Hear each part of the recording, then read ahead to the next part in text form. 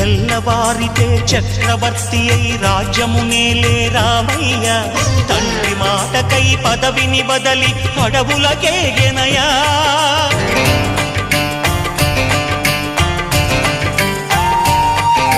మహిలో జనులను కావగ వచ్చిన మహావిష్ణు అవతారమయ్య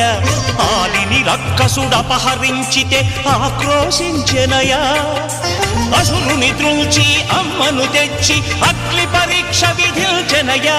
సాగలి నిందకు సత్యము చాటగ కులసతినే విడనాడెనయ నా రాముని కష్టం లోకంలో ఎవరూ పడలేదయ్యా